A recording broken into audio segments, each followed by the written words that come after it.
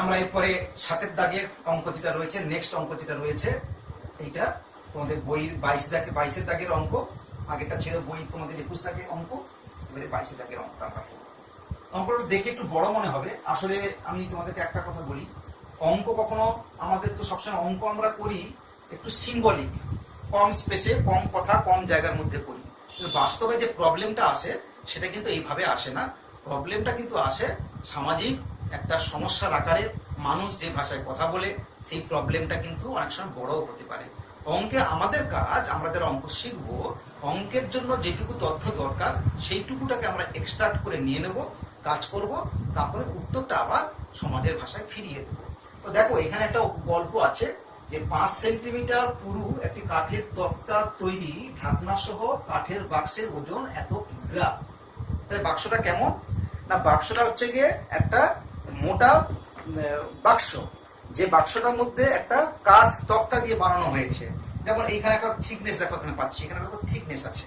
এই থিকনেসটা ধরো, এই যে থিকনেসটা, ওটা একটা কাঠের বাক্স, তার পুরু কত বলেছে 5 সেন্টিমিটার থিকনেস।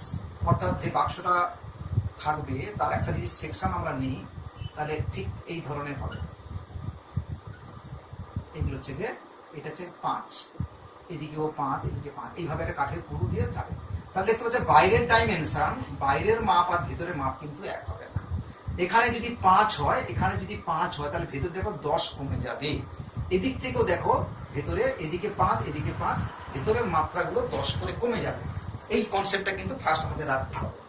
তো কাঠের তক্তা ঢাকনার কাঠের বাক্সের ওজন বলেছে কত, শুধু কাঠের বাক্সের ওজন 115.5 কিগ্রা। তাহলে বাক্সের ওজন, আমরা আগে বাক্সের ওজনটা দেখো কত নোট করা হয়েছে, 115.5 কেজি। এটা শুধু বাক্সের ওজন, অনলি বাক্সটা, ফাঁকা বাক্সটার ওজন। হ্যাঁ, ফাঁকা বাক্সের ওজন। কিন্তু চাল ভর্তি বাক্সের ওজন 880.5 কিগ্রা। তাই এই বাক্সের মধ্যে চাল ভর্তি করা হবে, চালটা ভর্তি করার ফলে তার ওজন কত হচ্ছে 880.5। তাহলে 880.5 কেজি। এটা কি, চাল প্লাস বাক্স, বাক্সের ওজন। তাহলে এখান থেকে আমি বুঝতে পারলাম যে ভেতরে কে আছে, চাল। সেই চালটা কি না, ভেতরে যে স্পেস আছে, অর্থাৎ ভেতরকার যে বাক্সের যে ডাইমেনশন দিয়ে যে স্পেসটা তৈরি হয়েছে, তার ভিতরে মোট কতটা ভলিউম, কতটা আয়তন, সেটাই কিন্তু চাল দখল করেছে। তার চালের ওজনটা আমি আগে দেখে নিই। শুধু চালের ওজন কত হবে, 0, এখান থেকে 5, 7, 6, এটা কত হবে 765 কেজি। এটা হচ্ছে শুধু চালটার ওজন হলো 765 কেজি। নেক্সট হচ্ছে এটা জানাবো। এখন কি বলছে, বাক্সটির ভিতরের দিকে দৈর্ঘ্য প্রস্থ যথাক্রমে 12 ডেসিমিটার ও 8.5 ডেসিমিটার। ভেতরের দিকে অর্থাৎ এইটা, অর্থাৎ একটা হচ্ছে কত 12 ডেসিমিটার আর 8.5। তাহলে একটা হচ্ছে গিয়ে 12 আর একটা হচ্ছে গিয়ে 8.5। একটু ভালো করে করে দিই, একটা হচ্ছে গিয়ে 12, একটা হচ্ছে গিয়ে 8.5। এটা ভেতরের দিকে, বাইরের দিকটা আলাদা। তাহলে 12 আর 8.5, এটা হচ্ছে ডেসিমিটার একক। এবং 1 ঘন ডেসিমিটার চালের ওজন 1.5 কেজি। তাহলে দেখো আমি যখন ভিতরে আয়তন বের করব, সেই আয়তন আর হচ্ছে গিয়ে চালের ওজন, ভর, দুটো কিন্তু এক নয়। আমরা জানি ওজনের সঙ্গে, ভরের সঙ্গে আয়তনের একটা সম্পর্ক আছে, যেটা ঘনত্ব দিয়ে আমরা কানেক্ট করতে পারি। তো এখানে সেটা বলা হয়েছে যে ওজন 1.5 কেজি কত না 1 ঘন ডেসিমিটার চালের। তাহলে 1 ঘন ডেসিমিটার চালের ওজন 1.5 কেজি। তাহলে 1.5 কেজি চালের আয়তন তাহলে কত হচ্ছে 1 ঘন ডেসিমিটার। তাহলে 1 কেজি চালের আয়তন কত হবে 1/1.5 ঘন ডেসিমিটার। আর যদি 765 কেজি চালের আয়তন বের করতে হয়, তাহলে 765/1.5 এত ঘন ডেসিমিটার। এটা এগুলো সিম্পলিফাই করা যেতে পারে। 15 5 75, 1 5 15 1 15, তাহলে হবে কত 51 ডেসিমিটার। দেখো এখানে 765 ছিল, তাহলে এখানে পয়েন্ট ছিল না, এখানে একটা পয়েন্ট আছে, তার এই পয়েন্টটাকে তুলে দিলে এখানে 0 আসবে, তাহলে 510 ঘন ডেসিমিটার হবে। তাহলে ওই বাক্সের মধ্যে এত ঘন ডেসিমিটার চাল আছে, এই চালটার আয়তন। তাহলে বাক্সের ভেতরের আয়তন, যে বাক্সের ভেতরের আয়তন ইকুয়াল টু কি হবে, চালের আয়তন। চাল তো ওই জায়গাটাই দখল করেছে, বাক্সের যে আয়তন ভেতরে সেই জায়গাটাই কিন্তু চালটা দখল করেছে, চালের যা আয়তন হবে বাক্স সেই জায়গাটাই দখল করবে। তাহলে এইটা হচ্ছে আমি পেলাম চালের আয়তন। এখন বাক্সের আয়তনটা আমি এবার বের করি। আমরা চালের আয়তন পেয়েছি, বাক্সের আয়তন বের করবো, দুটো একই হবে, আমরা ইকুয়াল করে সেটাকে আমরা কম্পেয়ার করে করতে পারবো। তাহলে বাক্সের আয়তন কি করে করবো, না বাক্সের আয়তন বের করতে গেলে নির্ণয় বলে লিখি। এটা বের করতে গেলে আমার বাক্সের আগে দৈর্ঘ্য চাই, এবং বাক্সের কোনটা না চালটা থাকবে ভেতরে, ভেতরকার জায়গাটায় চালটা দখল করছে, তাহলে আমার ভেতরকার মাপ চাই। তাহলে সেখানকার দৈর্ঘ্য কত 12, তাহলে ভেতরের দৈর্ঘ্য কত হচ্ছে 12 ডেসিমিটার। দেখো এখানে বলা ছিল 12 ডেসিমিটার। প্রস্থ কত 8.5 ডেসিমিটার। আর তোমাকে বলা হয়েছে তাহলে কি না বাক্সটি ভেতরে উচ্চতা কত, তাহলে উচ্চতা আমি ধরে নিচ্ছি সমান x ডেসিমিটার, এটা ধরে নিচ্ছি। তাহলে আয়তন কত হবে একটু করি কারণ স্ক্রিনে বোধহয় আসবে না, তাহলে এটা একটু মুছে দিচ্ছি।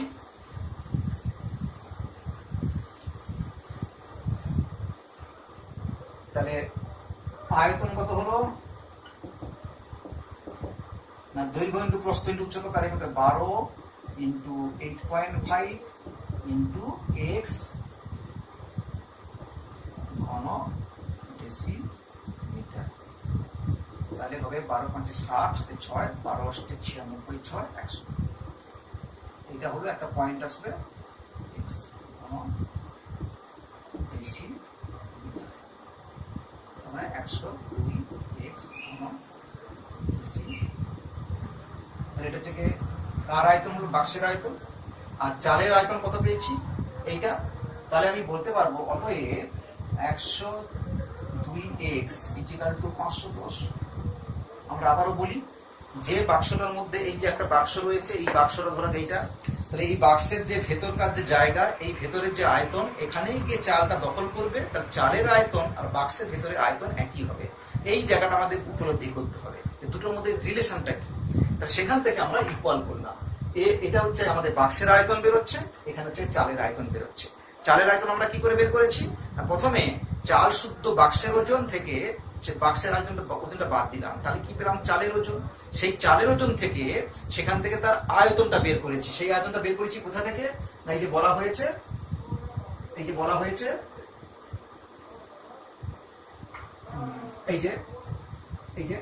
1.5 কেজি, 1 ঘন ডেসিমিটার চালের ওজন 1.5 কেজি। সেখান থেকে আমি ওজন ভর থেকে আয়তনটা বের করলাম। সেখান থেকে এবারে আমি দুটো আয়তনকে কম্পেয়ার করছি। তাহলে এখান থেকে পাবো কত x সমান 102 দিয়ে যদি ভাগ করি বাই 102, তাহলে কত হবে 5। সিম্পল দেখো 5 দিয়ে গুণ করলে এটা ঠিক আছে। তাহলে এখান থেকে পেলাম x সমান 5। এক্সটা কি ধরেছিলাম ভেতরকার উচ্চতা, অতএব বাক্সের ভেতরের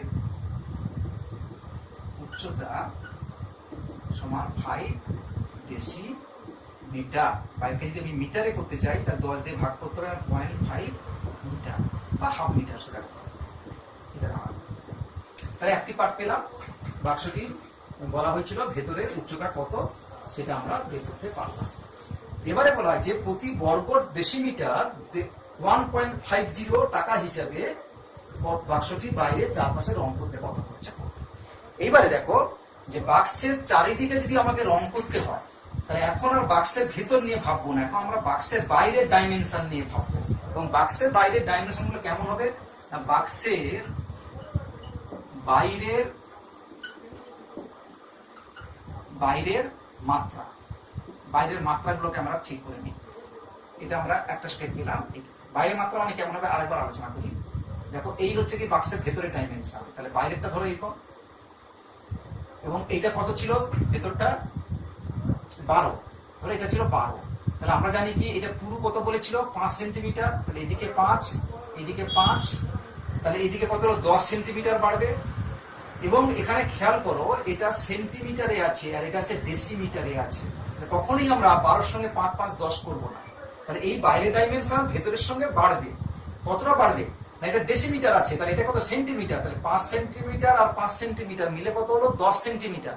10 সেন্টিমিটার মানেই হচ্ছে আমার 1 ডেসিমিটার, তাহলে হবে কত 12 সঙ্গে 1 যোগ করলে 13 ডেসিমিটার। এইগুলো কিন্তু বুঝে নিতে হবে। তাহলে দৈর্ঘ্য সমান 12 ডেসিমিটার, এটা হচ্ছে কি ভেতরের মাপ, তার সঙ্গে 5 প্লাস 5 সেন্টিমিটার যোগ হবে, তাহলে 12 ডেসিমিটার প্লাস এই 5 আর 5 যোগ করলে 10 সেন্টিমিটার সেমি। এবারে দেখো এখানেই মজা, 12 ডেসিমিটার আর 10 সেন্টিমিটার, তাহলে কখনো কিন্তু 22 লিখবো না, 10 সেন্টিমিটার মানে কিন্তু 1, এটা যে ডেসিমিটার প্লাস 1 ডেসিমিটার। আগে দেখো এককগুলোকে 1 করলাম, তবেই তুমি যোগ করে পাবে 13 ডেসিমিটার। একইভাবে প্রস্থ কত হবে তাহলে, প্রস্থ ছিল কত আগে, এটা 12 আর এটা কত বলা ছিল, অঙ্কটা দিকে একটু পড়ে নাও, আমরা আগে পড়েছি যে 12 ডেসিমিটার, প্রস্থ ছিল 8.5, ঠিক 8.5, তাহলে 8.5 ডেসিমিটার এটা ছিল ভেতরে, প্লাস বাইরের আরো 5 প্লাস 5 সেন্টিমিটার বাড়লো দুদিকে, এদিকে 5 এদিকে 5 বাড়বে, এদিকে 5 এদিকে 5 বাড়বে, সমান একইভাবে হবে 1.5 ডেসিমিটার প্লাস এখানে 5 5 10 সেন্টিমিটার, 10 সেন্টিমিটার মানে লিখতে পারি 1 ডেসিমিটার। আগের স্টেপটা আমরা করে দেখিয়েছি, তাহলে এটা কত হলো 9.5 ডেসিমিটার। প্রস্থ পেয়ে গেলাম। আর উচ্চতা কত হবে না, উচ্চতা আগে কত বেরিয়েছে, উচ্চতা আগে ছিল হাফ, 5 ডেসিমিটার ছিল, তাহলে 5 ডেসিমিটার প্লাস 5 প্লাস 5 সেমি সমান 5 প্লাস 1 ডেসিমিটার সমান 6 ডেসিমিটার।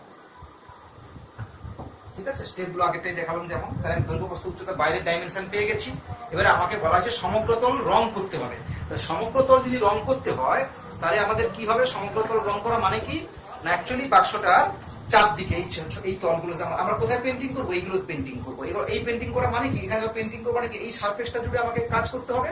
তার মানে এটা কত হচ্ছে, তাহলে এটা ক্ষেত্রফল, সমগ্রতলের ক্ষেত্রফল, 6টা তলের সমগ্রতলের ক্ষেত্রফল। তাহলে আমাকে এটা অ্যাকচুয়ালি আমাকে বের করতে হবে সমগ্রতলের ক্ষেত্রফল। তাহলে এখান থেকে সমগ্রতলের ক্ষেত্রফলটা আমরা বের করি। তলের ক্ষেত্রফল কত হবে, এটা কিন্তু বাইরের দিকে,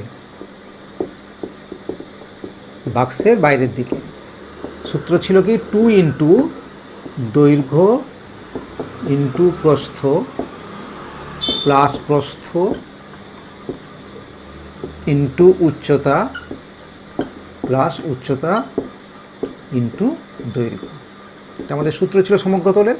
এবার মানগুলো বসিয়ে দেবো। আমরা আগে যেটা পেয়েছি, দৈর্ঘ্য কত পেয়েছি, দৈর্ঘ্য পেয়েছিলাম 13 ইন্টু প্রস্থ ছিল 9.5 প্লাস প্রস্থ 9.5 ইন্টু উচ্চতা ছিল 6 প্লাস উচ্চতা 6 ইন্টু দৈর্ঘ্য কত ছিল 13, তাহলে এত